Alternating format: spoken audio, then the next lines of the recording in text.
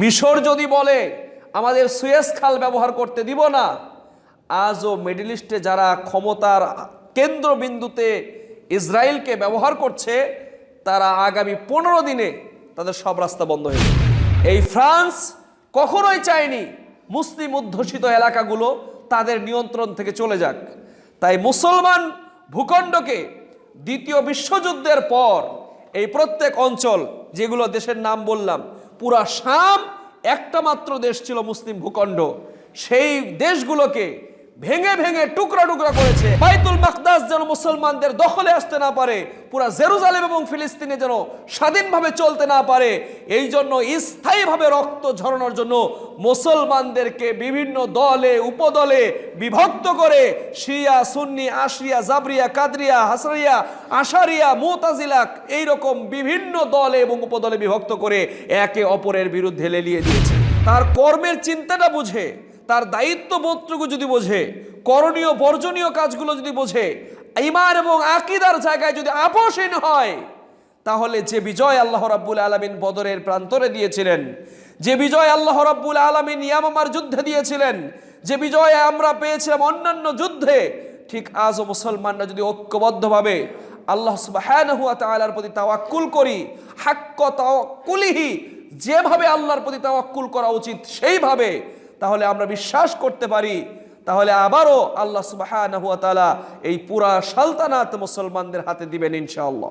বাশার আল আসাদের সরকারের সাথে দ্বিমত হওয়ার কারণে এবং ভূ রাজনৈতিক খ্রিস্টান এবং ইহুদিদের চক্রান্তে মুসলমানদের, বিশেষ করে মিডল ইস্টটাকে গিনিপিগ বানিয়ে একের পর এক স্থায়ীভাবে রক্ত ঝরায় তারা।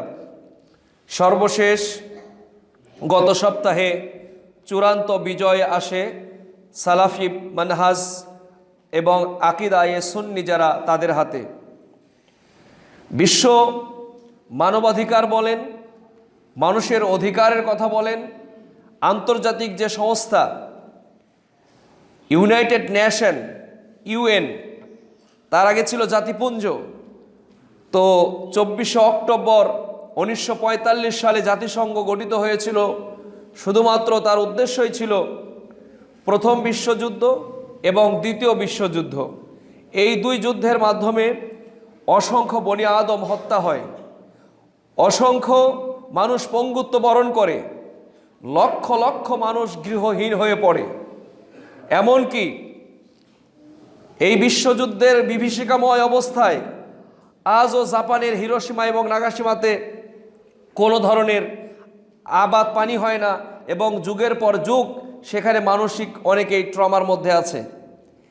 তো এই পুরা বিশ্ব যেন আবার এইরকম তৃতীয় আরও একটি বিশ্বযুদ্ধ না দেখে, কোনো বনি আদমের যেন রক্ত না ঝরে, স্থায়ী শান্তি শৃঙ্খলা ফিরিয়ে আনবার জন্য তৎকালীন সময়ে 24শে অক্টোবর 1945 জাতিসংঘ নামে একটি আন্তর্জাতিক সংস্থা গঠিত হয়, যার অনেকগুলো লক্ষ্য এবং উদ্দেশ্য রয়েছে। তার মধ্যে একটা হলো বিশ্বে শান্তি শৃঙ্খলা এবং রাজনৈতিক স্থিতিশীলতা ফিরিয়ে আনা, সকল ধরনের অরাজকতা বিশৃঙ্খলা মুক্ত একটি শান্তিময় পৃথিবী গড়ে তোলা ছিল এই জাতিসংঘ গঠনের মূল লক্ষ্য। কিন্তু আমরা দেখতে পাই এই জাতিসংঘ গঠনের পরবর্তী সময় পর থেকে আজ অবধি বিশ্বে যে কাঙ্ক্ষিত সাফল্য অর্জন করার কথা সেটা দৃশ্যমান হয়নি। যেভাবে বিশ্ব শান্তির বার্তা ছড়িয়ে দেওয়ার কথা, জাতিসংঘকে যে ক্ষমতা দেওয়া হয়েছে, সেই ক্ষমতার প্রয়োগ শুধু হয়েছে মুসলমান এবং ইসলামী মানুষদেরকে প্রতিরোধ করার ক্ষেত্রে। সেখানে জাতিসংঘ সৈন্য পাঠিয়েছে যেখানে অরাজকতা তৈরি হয়েছে। সুদান এবং দক্ষিণ সুদান, দক্ষিণ সুদানে ছিল খ্রিস্টান অধ্যুষিত এলাকা, খুব দ্রুততম সময়ের মধ্যে তারা তার স্বাধীনতা ঘোষণা করলো এবং তাদেরকে স্বাধীনতার স্বীকৃতি দিল, সদস্যপদ হলো। অথচ জন্মের পর থেকে 1967 পর থেকে আজ পর্যন্ত ফিলিস্তিনে স্থায়ীভাবে রক্ত ঝরছে, অথচ জাতিসংঘ নীরব। চেচনিয়াতে মুসলমানরা নির্যাতিত, জাতিসংঘ সেখানে নীরব।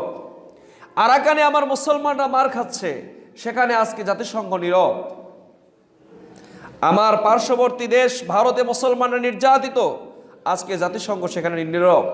কাশ্মীরে স্থায়ীভাবে রক্ত ঝরছে, জাতিসংঘ সেখানে নীরব।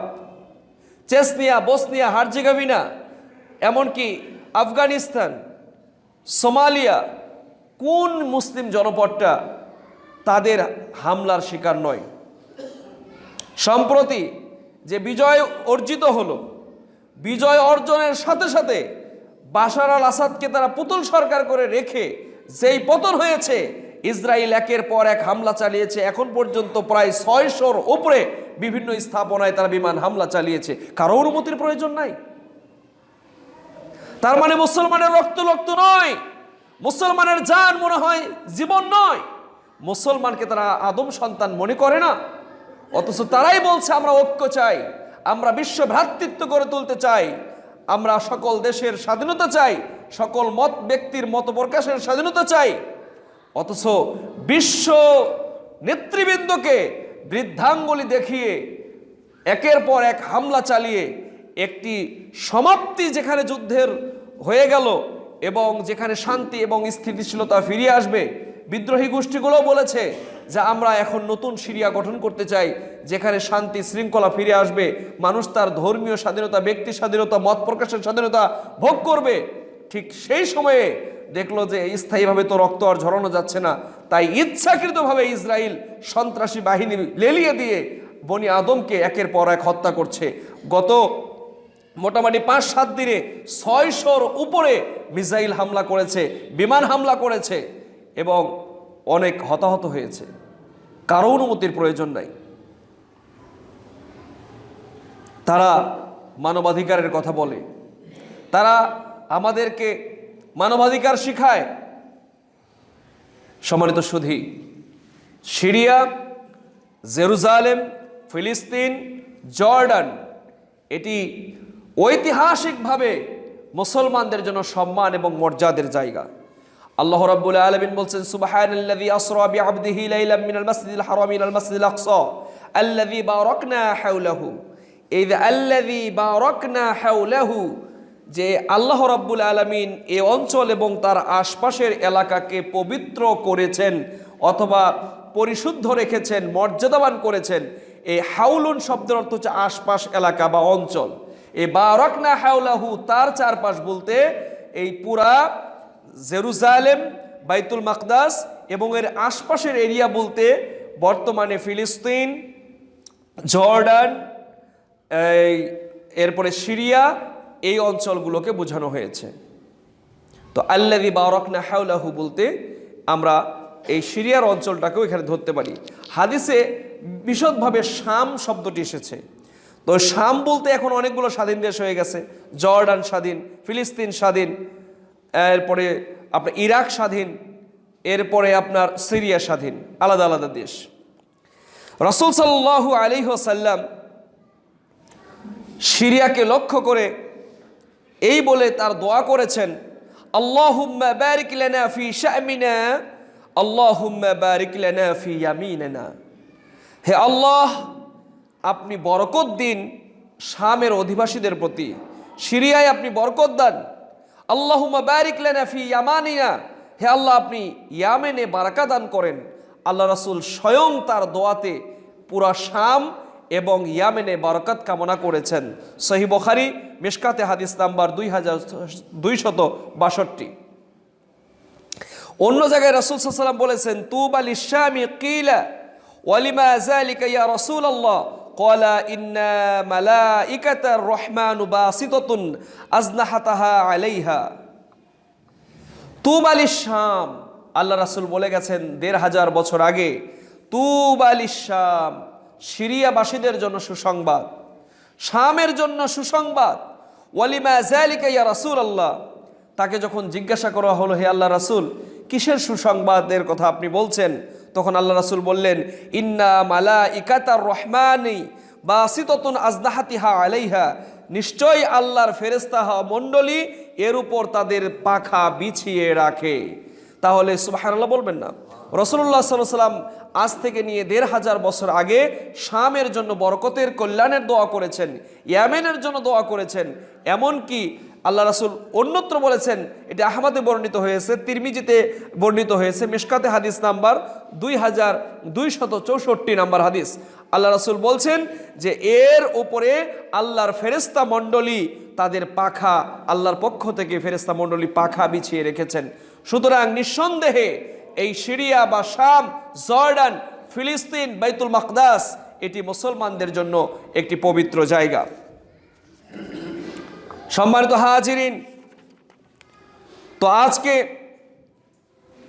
2011 সালে যখন তিউনিসিয়াতে প্রথম বিপ্লব ঘটল রাজতন্ত্রের বিরুদ্ধে, এটা ছড়িয়ে পড়ল মিশরে। এইরকম করে ধাপে ধাপে বেন আলীর পতন হলো, হোসনি মোবারকের পতন হলো।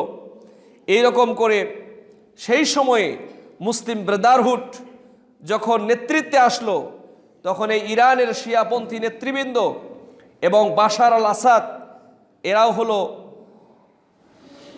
অন্য শিয়া একটি দল। তারা ক্ষমতায় মাত্র 15% লোক নয়, তারপরেও তারা দীর্ঘদিন মুসলমানদেরকে কুক্ষিগত করে রেখেছে এবং সালাফদের নীতিতে যারা আদর্শবান, কোরআন এবং সুন্নাহকে যারা মেনে চলেন তাদেরকে দমিয়ে রেখেছে। আজকের আলোচনায় পুরোটা জুড়েই থাকছে এই সিরিয়া এবং সিরিয়ার প্রতি বিপ্লব এবং সেখানকার মান মর্যাদা সম্পর্কে রাসূল সাল্লাল্লাহু আলাইহি ওয়াসাল্লামের ভবিষ্যৎবাণী। রাসূল সাল্লাল্লাহু আলাইহি ওয়াসাল্লাম বলেছেন, সায়াসিরুল আমরু ইলা আন তাকুনু জুনুদান মুজান্নাদান জুনাদান লিশাম। পরিস্থিতি তার কাজের ধারা অনুযায়ী চলতে থাকবে যতক্ষণ না তোমরা আন তাকুনু জুনুদান মুজান্নাদান জুনাদান বিশামি ওয়া জুনুদান বিল ইয়ামিন ওয়া জুনুদান বিল আরাব। তোমরা যতক্ষণ না 3টা বাহিনী প্রস্তুত করে রাখবে ততক্ষণ পর্যন্ত তোমাদের কল্যাণ নেই। অর্থাৎ পরিস্থিতি যাই হোক, মুসলমানদের বাহিনী যেন 3টা জায়গায় যায়, এটা রাসূল সাল্লাল্লাহু আলাইহি ওয়াসাল্লাম বলেছেন। তার কাজের ধারা বলতে গিয়ে তিনি বলেছেন, বিশামি, একটা হলো শাম এলাকার জন্য তোমাদের সৈন্যবাহিনী প্রস্তুত থাকবে, ওয়া জুনুদুম বিল ইয়ামান, ইয়ামেনের জন্য একটা বাহিনী থাকবে, ওয়া জুনুদুম বিল ইরাক, ইরাকের জন্য তোমাদের একটা বাহিনী তোমরা প্রস্তুত রাখবে। ক্বালা ইবনে হাওলাতা খিরলি ইয়া রাসূলুল্লাহ। ইবনু হাওলা রাদিয়াল্লাহু তাআলা আনহু রাসূল সাল্লাল্লাহু আলাইহি ওয়াসাল্লামকে প্রশ্ন করলেন, হে আল্লাহর নবী, যদি আমি সেই দিন পর্যন্ত বেঁচে না থাকি তাহলে আমার অবস্থা কি হবে? আপনি আমার জন্য একটা জায়গা নির্ধারণ করে দেন, আমি কোন যুদ্ধে এবং কোন দলে নেতৃত্ব দিব অথবা অংশগ্রহণ করব। উত্তরে রাসূল সাল্লাল্লাহু আলাইহি ওয়াসাল্লাম বললেন, আদরাকতু যালিকা ফাকালা আলাইকা বিশাম। ঠিক আছে, তোমার কর্তব্য হলো তুমি শামের সেনাবাহিনীর মধ্যে তুমি দলভুক্ত হয়ে যাও। ফাইন্নাহা খিয়ারাতুল্লাহি ফি আরজিহি, কারণ যতগুলো জমি আল্লাহর কাছে পূত পবিত্র, তার একটি আল্লাহর প্রিয় ভূমিদের মধ্যে সবচেয়ে উত্তম হচ্ছে এই শাম এলাকা।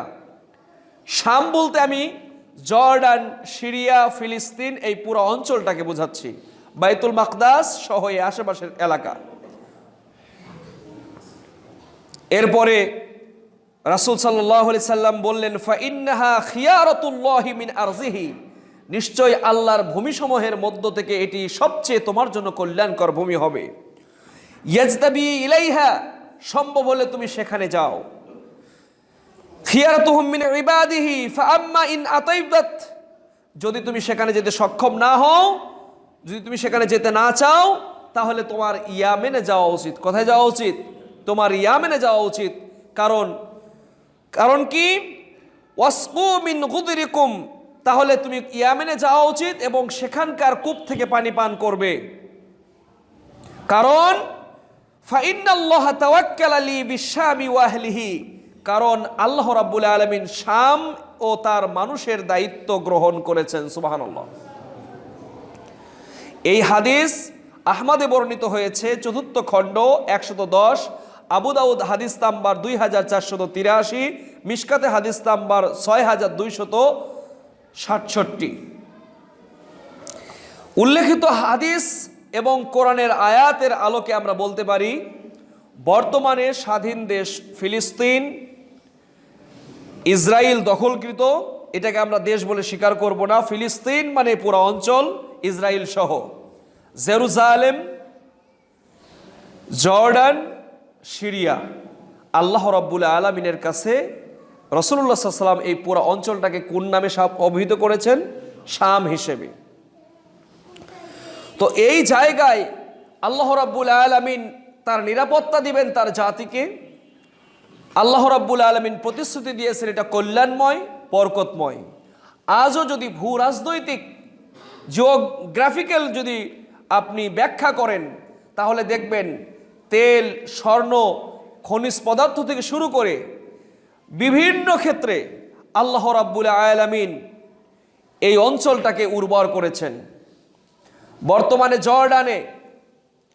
জর্ডানে যে তাদের সুন্দর বড় বড় নদীর তীরগুলো রয়েছে, সেখানে আন্তর্জাতিক মানের আপনার বড় বড় আমাদের সমুদ্র বন্দর রয়েছে,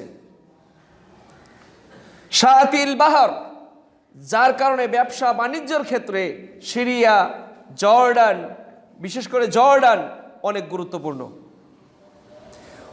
মুসলিম দেশদের জন্য যে সুয়েজ খাল মিশরে, এটাও আমাদের জন্য খুবই গুরুত্বপূর্ণ। সুতরাং আজও যদি মুসলমান এই কয়েকটা দেশ একযোগ হয়ে যদি জর্ডান বলে যে আমাদের সমুদ্র বন্দর ব্যবহার করতে দিব না, মিশর যদি বলে আমাদের সুয়েজ খাল ব্যবহার করতে দিব না, আজও মিডল ইস্টে যারা ক্ষমতার কেন্দ্রবিন্দুতে ইসরায়েলকে ব্যবহার করছে, তারা আগামী 15 দিনে তাদের সব রাস্তা বন্ধ হয়ে যাবে। কিন্তু মুসলমানরা মৌলিক যে গুণাবলী ধারণ করা দরকার আল্লাহর আযাব থেকে বাঁচার জন্য, সেই মৌলিক গুণাবলী থেকে তারা পিছনে চলে এসছে। রাসূল সাল্লাল্লাহু আলাইহি ওয়াসাল্লাম বিদায় হজের ভাষণে যেটা বলেছিলেন, তারাকতু ফীকুম আমরাইন লান তাযিল্লু মা তামাসসাকতুম বিহিমা কিতাবাল্লাহি ওয়া সুন্নাত রাসূলি। তোমরা ততক্ষণ পর্যন্ত ক্ষতিগ্রস্ত হবে না, তোমাদের কেউ ক্ষতি করতে পারবে না, যতক্ষণ তোমরা আল্লাহর কিতাব এবং রাসূলের সুন্নাহকে আঁকড়ে ধরবে। কিন্তু খোলাফায়ে রাশিদার পরবর্তী সময় থেকে উমাইয়া শাসন গেল, আব্বাসীয় যুগ গেল, দীর্ঘ সময় অর্ধ পৃথিবী মুসলমানরা শাসন করেছে এই সিরিয়ার সালতানাতে থেকে। সেই সময়টাতে যখন কিছু কিছু ভোগবাদী মুসলিম শাসক কোরআন এবং সুন্নাহর মৌলিক আদর্শ থেকে আদর্শচ্যুত হলো, তখন আল্লাহ রাব্বুল আলামিন তো আমাদের প্রতি শাস্তি চাপিয়ে দিবেন। জহারাল ফাসাদু ফিল বাররি ওয়াল বাহরি বিমা কাসাবাত আইদিন নাস। জলে এবং স্থলে যে বিপর্যয়গুলো তৈরি হচ্ছে, যে খুন খারাপিগুলো তৈরি হচ্ছে, এগুলো আমাদের হাতে তৈরি করা।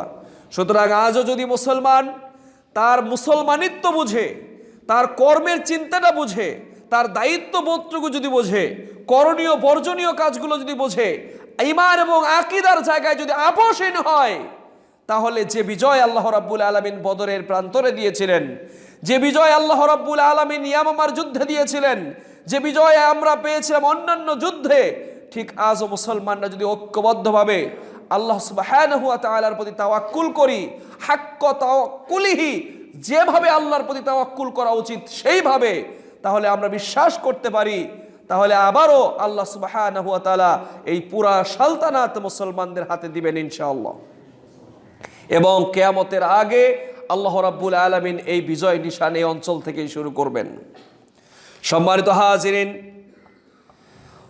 তিনি আরো বলেছেন ভবিষ্যৎবাণী দিতে গিয়ে, ইন্না ফুসতাতাল মুসলিমিনা ইয়াউমাল মালহামাতি বিল গুতাতি ইলা জানিবি মাদিনাতিন ইউকালু লাহা দামেস্ক মিন খায়রিন মাদাইনিশ শাম। আল্লাহ রাসূল সাল্লাল্লাহু আলাইহি সাল্লাম বলেছেন, ইন্না ফুসতাতাল মুসলিমিনা, মুসলমানদের এই যুদ্ধ বিগ্রহ, মুসলমানদের এই মালহামা বলা হয়েছে হাদিসের ভাষায়। মালহামা মানে হলো মহাযুদ্ধ। যে প্রথম বিশ্বযুদ্ধ হয়েছে, দ্বিতীয় বিশ্বযুদ্ধ হয়েছে, ঠিক এইরকম একটি মালহামা হবে, যার একক নেতৃত্ব দিবে মুসলমানরা, আর ইহুদি নাসারারা হবে এক দলে বিভক্ত, আর সকল মুসলমানরা ঐক্যবদ্ধভাবে তাদেরকে প্রতিরোধ করবে। তো কুফফার এবং মুশরিকদের সাথে যে মহাযুদ্ধ হবে, কিয়ামতের পূর্বের ঘটনা যুদ্ধ বা দাজ্জালের সাথে যে যুদ্ধ হবে, সেই যুদ্ধে মুসলমানদের তাবু, হাদিসে আসছে ইলা জানিবি মাদিনাতিন, মাদিনার পাশে, ওই শহরের পাশে যে মুসলমানদের তাবু হবে, সেই তাবুটা স্থাপিত হবে ইউকালু লাহা দিমাশক, যেই জায়গাটার নাম হলো দামেস্ক। এখন বর্তমানে সিরিয়ার রাজধানী কি? দামেস্ক। মিন খায়রিন মাদাইনিশ শাম, যেটা শামের দেশের উৎকৃষ্ট একটি জায়গা, সেই জায়গাটার নাম হলো বিল গুতা, গুতা নামক জায়গা।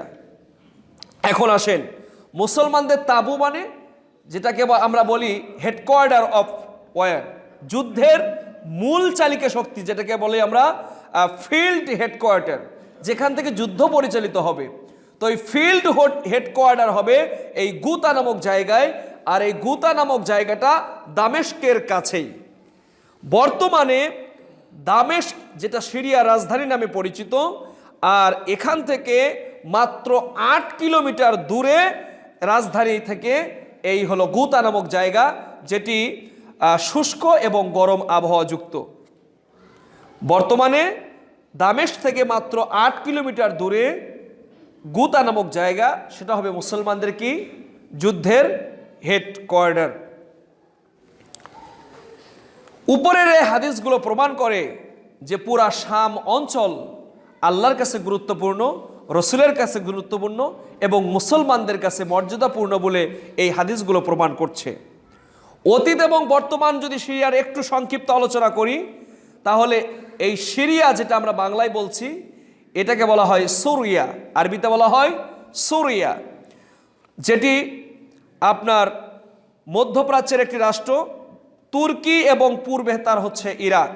ভূমধ্য সাগরের নীল জলরাশি এর পশ্চিমে, এর পাশে আছে ইসরায়েল, লেবানন, জর্ডান এবং ফিলিস্তিন। আরবিতে এই পুরো অঞ্চলটাকে, অর্থাৎ ইসরায়েল, লেবানন, জর্ডান, ফিলিস্তিন, এই ইরাক, তুর্কি, এই অংশটুকু বাদ দিয়ে বাকি ভূমধ্য সাগরের যে অঞ্চল, এই পুরা অঞ্চলটাকে আরবিতে শাম বলা হচ্ছে। কিন্তু সেই সাম্রাজ্যবাদী শক্তি পারস্যরা এবং সাম্রাজ্যবাদী শক্তি রোমান, যেটা বর্তমানে হেডকোয়ার্টার হচ্ছে এখন ওই অঞ্চলের জন্য ফ্রান্স, এই ফ্রান্স কখনোই চায়নি মুসলিম অধ্যুষিত এলাকাগুলো তাদের নিয়ন্ত্রণ থেকে চলে যাক। তাই মুসলমান ভূখণ্ডকে দ্বিতীয় বিশ্বযুদ্ধের পর এই প্রত্যেক অঞ্চল, যেগুলো দেশের নাম বললাম, পুরা শাম একটা মাত্র দেশ ছিল মুসলিম ভূখণ্ড, সেই দেশগুলোকে ভেঙে ভেঙে টুকরা টুকরা করেছে। একটা দিয়েছে জর্ডান, একটা অংশকে করেছে সিরিয়া, আরেকটি অংশকে করেছে ফিলিস্তিন, আরেকটা অংশ ইসরায়েল জোরপূর্বক দখল করে জারজ রাষ্ট্রের জন্ম দিয়ে আন্তর্জাতিক পরিমহলে তাদের স্বীকৃতি দিয়েছে, যেটাকে আমি কখনোই স্বাধীন রাষ্ট্র বলে কখনোই স্বীকার করি না এবং করবও না। তো এই সাম্রাজ্যবাদী ফ্রান্স দখলদারিত্বকে টিকিয়ে রাখার জন্য, তাদের ক্ষমতাকে কুক্ষিগত করে রাখার জন্য মুসলমানরা যেন কখনোই মধ্যপ্রাচ্যে মাথা উঁচু করে দাঁড়াতে না পারে, মুসলমানরা যেন তাদের স্বাধিকারের কথা সুউচ্চ স্বরে বলতে না পারে, মিডল ইস্টে বাইতুল মাকদাস যেন মুসলমানদের দখলে আসতে না পারে, পুরা জেরুজালেম এবং ফিলিস্তিনে যেন স্বাধীনভাবে চলতে না পারে, এই জন্য স্থায়ীভাবে রক্ত ঝরানোর জন্য মুসলমানদেরকে বিভিন্ন দলে উপদলে বিভক্ত করে শিয়া, সুন্নি, আশরিয়া, জাবরিয়া, কাদরিয়া, হাসরিয়া, আশারিয়া, মুতাজিলা, এইরকম বিভিন্ন দলে এবং উপদলে বিভক্ত করে একে অপরের বিরুদ্ধে লেলিয়ে দিয়েছে। আজকে যে সিরিয়ায় গৃহযুদ্ধ দীর্ঘদিন, প্রায় 13-14 বছর, 2011-তে শুরু হয়েছে, এই আজ অবধি যে লক্ষ লক্ষ বনি আদম হতাহত হলো, প্রায় কোটির উপরে মানুষ বাস্তুচ্যুত হয়েছে, এর দায়ভার কারা নেবে? এই বিশ্ব মোড়লরাই। এরা এক দলকে শত্রু বানায় আর এক দলকে অস্ত্র সরবরাহ করে, ঠিক যেমনটা করেছিল সোভিয়েত ইউনিয়নের সময়। সোভিয়েত ইউনিয়ন, রাশিয়ার আন্ডারে যখন পুরো সোভিয়েত ইউনিয়ন ছিল, এই বিশ্ব পরাশক্তিকে টিকিয়ে যাতে না থাকে তাদেরকে ধ্বংস করার জন্য সকল ধরনের অস্ত্র, টাকা পয়সা, সামরিক সকল ধরনের সুযোগ সুবিধা যুক্তরাষ্ট্র দিয়ে সোভিয়েতকে ভেঙেছে। কাজাকিস্তান, উজবেকিস্তান, তাজিকিস্তান এরকম বিভিন্ন দেশ করলো। এখন দেখলো তালেবান তাদের কথা শোনে না, এবার আবার এদেরই একটি অংশকে তাদের বিরুদ্ধে লেলিয়ে দিয়ে স্বাধীন সার্বভৌম আফগানিস্তানকে তারা একটা মৃত্যু কূপে রূপান্তরিত করেছিল। 2003 সালে মিথ্যা টুইন টাওয়ার হামলার মামলা সাজিয়ে পুরা স্বাধীন সার্বভৌম একটি দেশকে তারা ধ্বংস করে দিল। ঠিক একই কাজ করেছে ইরাকে। ইরাকে নুরি আল মালিকি, জালাল আল তালাবানির মতো মীর জাফরদেরকে, তাদের অনুগত সরকারকে ক্ষমতায় বসিয়ে স্বাধীন সার্বভৌম একটি দেশকে মিথ্যা, মারণিক ব্যাধি, পারমাণবিক বোমা আছে ইত্যাদির অজুহাত তুলে তৎকালীন যুক্তরাষ্ট্রের প্রেসিডেন্ট জর্জ ডব্লিউ বুশ এই হামলা চালায় এবং এই স্বাধীন ইরাককে শেষ করে। পরবর্তীতে জালাল তালাবানি, এরপরে নুরিয়াল মালাকির মতো সুন্নি অধ্যুষিত দেশগুলোতে এই শিয়া মতাদর্শ ব্যক্তিদের হাতে তারা পুতুল সরকার হাতে দিয়ে, ছায়া সরকার হাতে দিয়ে তারা কল কাটিয়ে এনেছে। ঠিক একই অবস্থাও তারা লেবাননে করেছে, একই অবস্থা লিবিয়াতে করেছে। ঠিক সেই পরিণতির দিকে সিরিয়াকে নেওয়ার জন্য একের পর এক হামলা ইসরায়েল চালাচ্ছে, কারণ চায় না সিরিয়াবাসী তাদের মতামত, তাদের নীতিদের নেতা নির্বাচিত করে তাদের দেশটাকে শান্তিভাবে পুনর্গঠন করুক, এটা তারা চায় না। কারণ যদি মিডল ইস্টে কেউ মাথা চারা দিয়ে ওঠে সেটা তাদেরই হবে গোলার কাটা। এই জন্য তারা এই কাজগুলো করছে। সম্মানিত সুধী, এই সিরিয়া 1970 সালে যখন স্বাধীনতা লাভ করে, এই দেশে আপনার মুসলমানদের সংখ্যা, মুসলমানদের জনসংখ্যা 95% হলো সুন্নি। কত পার্সেন্ট? 95% হলো সুন্নি। তন্মধ্যে 95% হলো মুসলমান, তার ভিতরে 85% হচ্ছে সুন্নি, 16% হলো শিয়া। মুদ্রার নাম হলো সিরিয়ান পাউন্ড। শিক্ষিতের হার হলো 75%। এই দেশটাতে দীর্ঘ 1970 সালের পর থেকে এই যে সম্প্রতি যে বিজয় হলো, বাশার আল আসাদের যে পতন হলো, তার আগ পর্যন্ত এই শিয়ারা ক্ষমতায় ছিল এবং মুসলমান সুন্নিদেরকে, যারা কোরআন এবং সহিহ হাদিসকে মেনে চলতেন, তাদেরকে নির্যাতন নিপীড়ন করেছে। কিভাবে করেছে তা আমি ভাষায় প্রকাশ করাতে পারবো না। বাংলাদেশে যেমন, ভারত উপমহাদেশে যেমন সম্রাট আকবর দ্বীনে ইলাহি চালু করেছিল, সকল ধর্মের নির্যাস নিয়ে মুসলিমদেরকে নিগ্রহ করেছে, ঠিক এইরকম বাশার আল আসাদ এবং তার পিতা হাফিজ আল আসাদ, সে ছিল এরকম ভ্রান্ত মতবাদ। কিছুক্ষণের মধ্যে আমরা সেটা পরিষ্কার করার চেষ্টা করব। আপনারা জানেন আপনার গোলান মালভূমি সিরিয়া এবং ইসরায়েলের মাঝামাঝি জায়গা। তো মুসলমানদের এই গোলান মালভূমিটাকে দখল করবার জন্য আগে থেকেই ইসরায়েলের তো চোখ আছেই, যুক্তরাষ্ট্র থেকে শুরু করে সকলেই এই গোলান মালভূমির প্রতি তাদের দৃষ্টি পড়েছে। সুতরাং এই ইসরায়েলের কাছ থেকে যখন গোলান মালভূমি হারানো নিয়ে উদ্ভূত পরিস্থিতি তৈরি হয়, সেই সময়কার রাষ্ট্রপতি আল আতাসি তৎকালীন সেনাপ্রধান হাফিজ আল আসাদকে যখন পরাজিত হলো এবং গোলান মালভূমি ইসরায়েল একটা অংশ যখন দখল করে নেয়, ঠিক এই ব্যর্থতার দায়ে তখন তৎকালীন সেনাপ্রধান হাফিজ আল আসাদকে, অর্থাৎ বাশার আল আসাদের বাবাকে ক্ষমতাচ্যুত করা হয় এবং তাকে সরিয়ে দেওয়া হয়। সেই সময় হাফিজ আল আসাদ এবং মুস্তফা তোয়ালাস বাথ পার্টি গঠন করে সেইখানে আবার প্রতিবিপ্লব ঘটান, কালেকটিভ রেভলিউশন ঘটিয়ে ক্ষমতায় আসে 1970 সালে। পরবর্তীতে 71 সালে এক বিনা রক্তপাতে এই হাফিজ আল আসাদ ক্ষমতা গ্রহণ করেন, যে ছিল একজন শিয়া মতাবলম্বী, নামে মুসলমান নয়।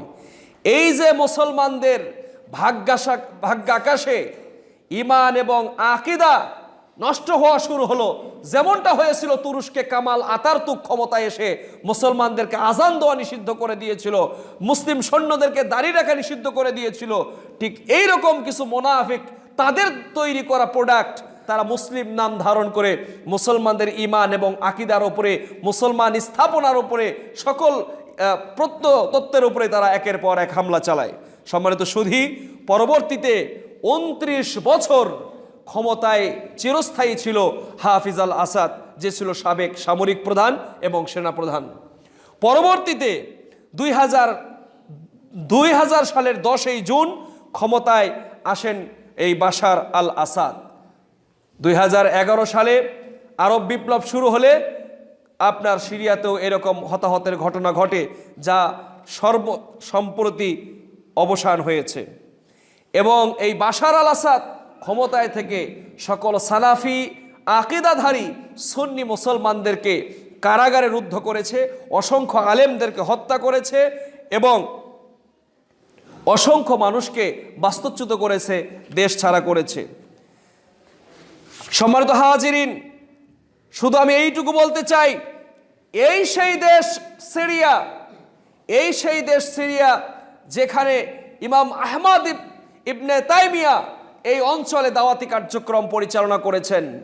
এই সেই সিরিয়া, এই সেই অঞ্চল যেখানে যুগশ্রেষ্ঠ মুহাদ্দিস আল্লামা নাসিরউদ্দিন আলবানী রহিমাহুল্লাহ দাওয়াতি কার্যক্রম চালিয়েছেন। ঠিক সেই জায়গাতে কোরআন এবং সহিহ হাদিসের দাওয়াতকে বঞ্চিত করেছে, রাস্তাকে বন্ধ করে দিয়েছে এই বাশার আল আসাদ দীর্ঘদিন। সম্মানিত হাজিরিন, এরা যে মতবাদে বিশ্বাসী ছিল, এই মতবাদের নাম হলো নুসাইরিয়া। এই মতবাদের নাম কি? নুসাইরিয়া মতবাদ। এই মতবাদে বিশ্বাসী ছিল বাশার আল আসাদ এবং তার পরিবার, তার বাবা হাফিজ আল আসাদ। আপনারা একটু পরেই বলবেন যে তারা মুসলমানের মধ্যে আছে না নাই, অথচ বিশ্বকে এইটা দেখানোর চেষ্টা করা হতো যে ওরাই মুসলমান, ওরা একে অপরের বিরুদ্ধে অস্ত্র ধারণ করেছে। এবং প্রত্যেকটা জায়গায় কোথাও শিয়া সুন্নি, কোথাও মুরজিয়া, আশারিয়া, কাদারিয়া, এরকম মুসলমানদের বিভিন্ন দল একটা দলকে অস্ত্র দিয়ে সরবরাহ করে আরেক দলটাকে দমন করার জন্য তারা মুসলমানদেরকে গিনিপিগ হিসেবে ব্যবহার করে অস্ত্র রপ্তানি করেছে, আমদানি করেছে, বিক্রি করেছে এবং মধ্যপ্রাচ্যে সেই হলি খেলা তারা চলমান রেখেছে। সম্মানিত সুধী, আপনারা জানেন শিয়াদের অনেকগুলো দল রয়েছে। তার মধ্যে একটি দল তারা মনে করেন যে তাদের ইমাম হাসান আসকারি, অনেকগুলো ইমাম আলী রাদিয়াল্লাহু আনহুর পর থেকে নিয়ে তারা একের পর এক একজনকে ইমাম নির্বাচিত করেছে। সর্বশেষ 11 নম্বর ইমাম হচ্ছে শিয়াদের ইমাম হাসান আল আসকারি। এই ব্যক্তি নিঃসন্তান অবস্থায় মারা যায়। এই নুসাইরিয়াদের উত্থান কিভাবে হলো সেই কথা বলতে গিয়ে বললাম 11 নম্বর ইমাম, তাদের শিয়াদের একাদশ ইমাম, তার নাম কি? হাসান আল আসকারি। এই হাসান আল আসকারি তিনি নিঃসন্তান অবস্থায় যখন মারা যায় তখন ইমামিয়া আকিদা চরম সংকটের মুখোমুখি হয়। পরবর্তী ইমাম এখন কাকে তারা নির্বাচন করবে এইরকম কোনো পুরুষ সদস্য না পেয়ে তখন তারা এক ব্যক্তি, একটি ছেলেকে তৈরি করেন যার নাম দেয় তারা মুহাম্মদ। যেহেতু বাস্তবে কোনো মুহাম্মদ নামে তার কোনো সন্তান ছিল না, তখন তারা এই ঘোষণা প্রচার করে যে আমাদের ইমাম হাসান আসকারি মারা গিয়েছেন, তার রুহানি সন্তান মুহাম্মদ যে গর্তে লুকিয়েছে এবং গর্ত থেকে তার পুনর্জন্ম হবে, এই বিশ্বাস করে তারা তার কবর তৈরি করে এবং কবরেই বলে যে সেখানে আছে। অপর একদল বাস্তবতা মেনে নিয়ে তারা ভাবে যে না, আমাদের ইমামের যেহেতু সন্তান নাই তার অস্তিত্বও তারা অস্বীকার করে। এভাবে তাদের মধ্যে বিভিন্ন দল এবং উপদলের সৃষ্টি হয়। তাদের 12 নম্বর ইমাম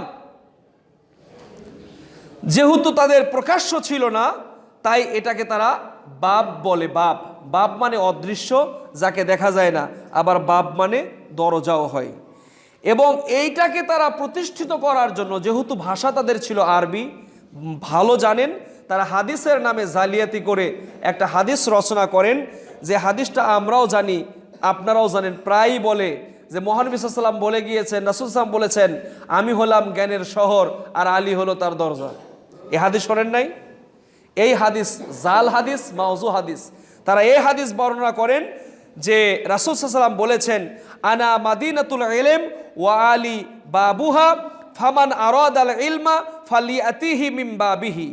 আমি হচ্ছি জ্ঞানের শহর, আলী হলো তার দরজা, সুতরাং যে ব্যক্তি জ্ঞান অর্জন করতে চায় সে যেন অবশ্যই আলীর দরজায় আসে। দেখছেন কথাকার পানি কোথায় গিয়ে গড়ালো? গড়ায়া এই নুসাইরিয়া দিয়ার উদ্ভাব। এবং তারা মনে করে যে তাদের 12 নম্বর ইমামের যেহেতু সন্তান নাই, আর এই সন্তান নাই দেখে তাদের চিন্তা করতে করতে হাদিস কোন পর্যন্ত গেছে, রাসূল পর্যন্ত বানায় ফেলছে যে দেখো, আনা মাদিনাতুল ইলম, আমি হলাম মদিনার এলেম, এটা মহানবী সাল্লাল্লাহু আলাইহি ওয়াসাল্লাম বলেছেন। আর ওয়া আলীউন বাবুহা, আলী হচ্ছে তার দরজা। ওয়া ফামান আরাদাল ইলমা, যে জ্ঞান অর্জন করতে চায়, ফালিয়াতিহি মিন বাবিহি, সেজন্য এই আলীর দরজায় আসে। এইভাবে তাদের ভিতরে বাব নামক একটি প্রথার উদ্ভাবন ঘটে। এইভাবে তারা প্রথম বাব আলী ইবনে আবু তালিবকে মনে করেন, দ্বিতীয় রাসূল সাল্লাল্লাহু আলাইহি ওয়াসাল্লামের বাপ ছিলেন, তৃতীয় বাপ সালমান ফারিসিকে তারা মনে করেন, তৃতীয় আলী ইবনে আবি তালিবের বাপ এরপরে বাব নির্ধারণ করে, অতঃপর দ্বাদশ ইমামের বাব নিয়ে বিরোধ সৃষ্টি হয়। নুসাইরিয়াদের দাবি দ্বাদশ ইমাম মোহাম্মদ ইবনুল হাসান আল আসকারির কোনো বাপ ছিল না। বাপ ছিল না মানে তার উত্তরাধিকারী নাই, সন্তান নাই। তখন তারা আবু শুয়াইব মুহাম্মদ ইবনে নুসাইরের অনুসারী হন এবং একেই তারা নিজেদের ইমাম হিসেবে নিযুক্ত করেন। এখান থেকেই নুসাইরিয়া মতবাদের উদ্ভব হয় এবং এই মতবাদে বিশ্বাসী ছিল হাফেজ আল আসাদ, বাশার আল আসাদের বাবা, এবং সেই পরিবারের আদর্শেই বড় হয় বাশার আল আসাদ। এবার বলেন সে মুসলমান না অমুসলিম? নাম ধারণ করে মুসলিম। এইভাবে নুসাইরিয়া মতবাদের উদ্ভব হয় এবং এই মতবাদে সে লালিত পালিত হয়। তার হাতে কুক্ষিগত হয়েছিল এই দীর্ঘদিন সিরিয়া, এবং মুসলমানদেরকে তাহলে কি পরিমাণে নির্যাতন নিপীড়ন করেছে এবার বুঝতে পেরেছেন। আমরা না বুঝেই অনেক সময় বলি যে যুক্তরাষ্ট্র হামলা চালাচ্ছে, রাশিয়া আমাদেরকে সমর্থন জানাচ্ছে। আসলেও কিছু না ভাই, এরা হলো দাবার গুটি, এরা পাখির দুইটা ডানা, এরা হলো মুদ্রার এপিট ওপিট। এরা চোরকে বলে চুরি করো, গেরস্ত কয় তুমি সাবধান থাকো, চোর কিন্তু আজকে ঘরে ঢুকবে, মাঝখান থেকে ওরা বাহাবা দেয়। এরাই ইসরায়েলে দিয়ে হামলা চালায়, এরাই আবার ত্রাণ নিয়ে দেখবেন ইসরায়েলে হাজির হবে। এরাই সিরিয়ায় বোমা হামলা করে বাস্তুচ্যুত করবে, আবার এরাই দেখবেন মলম নিয়ে এসে লাগাবে। পুলিশ যখন রিমান্ডে নেয় না, 3টা গ্রুপ থাকে। এক গ্রুপ এসে কোনো কথা নাই, আসামিকে ধরার পরে ইচ্ছা পিটন পিটে, এমন পিটন পিটায় কোনো কথাই শুনবে না।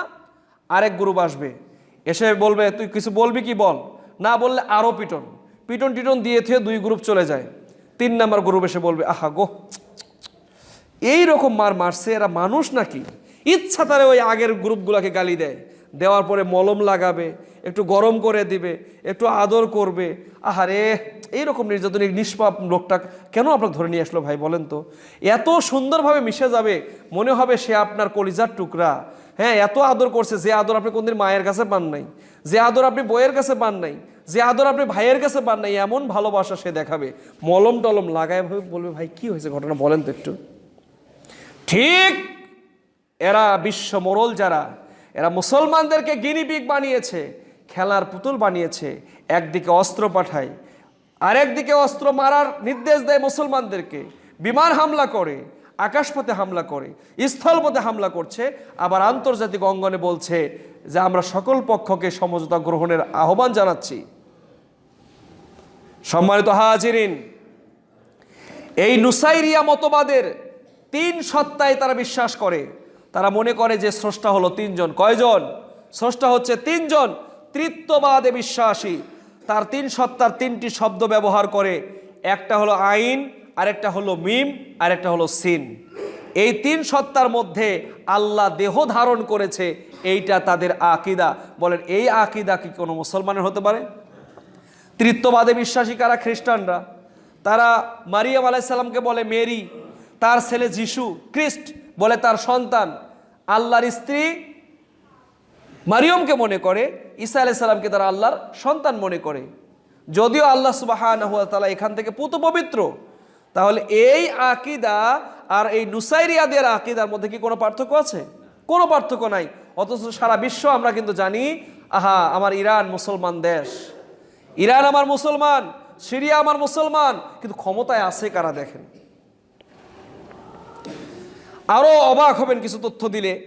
আলী তার জন্য তারা আল মা'না শব্দ ব্যবহার করেন, অর্থাৎ রূপকী অর্থ ব্যবহার করেন। মুহাম্মদ সাল্লাল্লাহু আলাইহি ওয়াসাল্লাম তার জন্য তারা আল ইসিম শব্দবাচক নাম ব্যবহার করেন।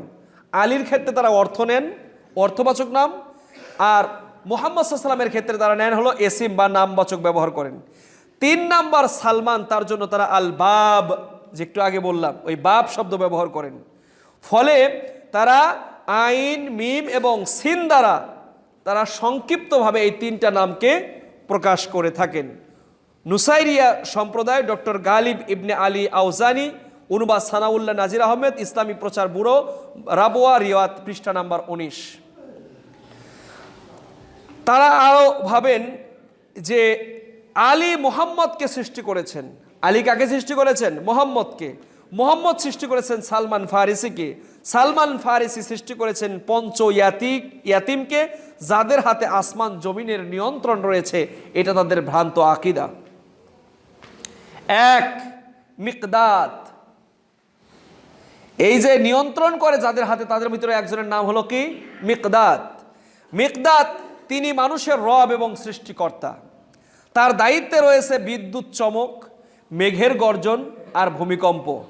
দুই, আবুদ দাদ অর্থাৎ আবু দর গিফারি রাদিয়াল্লাহু আনহু, তাকে তারা ধারণা করেন যে তিনি নক্ষত্র এবং তারকারাজির কক্ষপথসমূহ নিয়ন্ত্রণ করেন। তিন, আব্দুল্লাহ ইবনু রাওয়াহা আল আনসারি, এত জলিলে কাদর সাহাবীর ব্যাপারে তাদের ভ্রান্ত ধারণা দেখেন যে তিনি বাতাসের নিয়ন্ত্রক ও মানুষের রুহু কবজকারী। চার, ওসমান ইবনে মাজউন, তিনি শরীরের জ্বর, পেট এবং মানসিক রোগ নিয়ন্ত্রণকারী। পাঁচ, কুম্বর ইবনে কাদান, তিনি মানুষের শরীরের রুহু সঞ্চারকারী। এসব আকীদা প্রমাণ করে যে তারা মুসলমান নয়।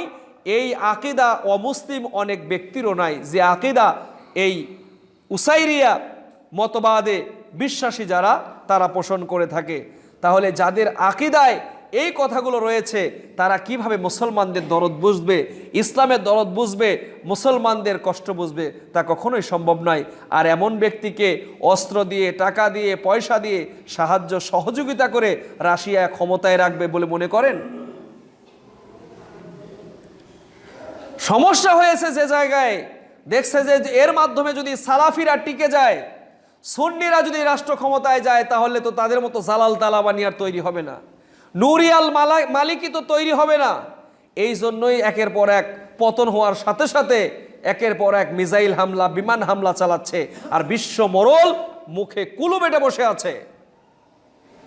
মুসলমান কোন দেশের এরকম যদি হতো, একটা বিমান হামলা করলে তার প্রতিবাদে 100টা বিমান ওরা পাঠাতো। অথচ ইহুদি খ্রিস্টানদেরকে আমরা নিজেদের বন্ধু মনে করি। আল্লাহ বলছেন যে কখনোই নয়, ইহুদি নাসারারা তোমাদের কখনো বন্ধু হতে পারবে না, হাত্তা তাত্তাবিআ মিল্লাতাহুম, যতক্ষণ না তোমরা তাদের ধর্মের অনুসরণ করো ততক্ষণ তোমরা হৃদয় থেকে তোমাদেরকে ভালোবাসবে না। মুসলমানদের চিরশত্রু হচ্ছে ইহুদি এবং নাসারারা। ইহুদিরা সবচাইতে বড় শত্রু। ইহুদিরা কত অভিশপ্ত, কত খারাপ, তা কয়েকদিনের হামলায় বুঝতে পারছেন। বিশ্ব অর্থনীতিকে তারাই চালায়।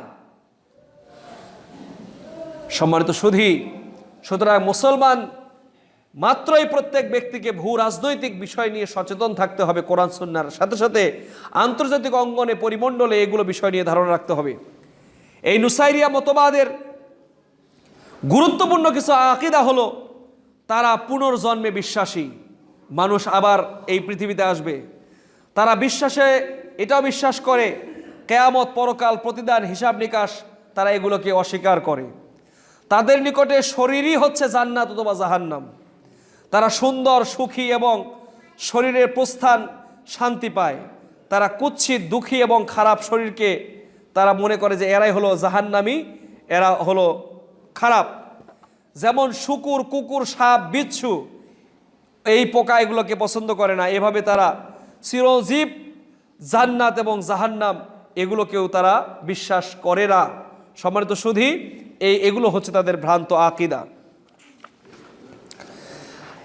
বর্তমানে যদি আমরা বাংলাদেশ সহ সারা পৃথিবীতে রাসূলুল্লাহ সাল্লাল্লাহু আলাইহি ওয়াসাল্লাম যেই মিশন, যেই আকাঙ্ক্ষা, যেই চিন্তা রেখে গিয়েছেন, যেই চিন্তার উপরে আমাদেরকে রেখে গিয়েছেন, সেইভাবে যদি ব্যক্তি জীবন, পারিবারিক জীবন, রাষ্ট্রীয় জীবন এবং আন্তর্জাতিক পরিমণ্ডলে রাসূলুল্লাহ সাল্লাল্লাহু আলাইহি ওয়াসাল্লাম যেমন শামের মর্যাদা, ইয়েমেনের মর্যাদা বর্ণনা করেছেন, ঠিক এমন একটি সময় আসবে, সেই দিন আর বেশি দূরে নয়, খুব তাড়াতাড়ি হয়তো আমরা পাবো সেই দিন, যেই দিনে মুসলমানরাই চূড়ান্ত বিজয় লাভ করবেন, মুসলমানরাই নেতৃত্ব দিবেন।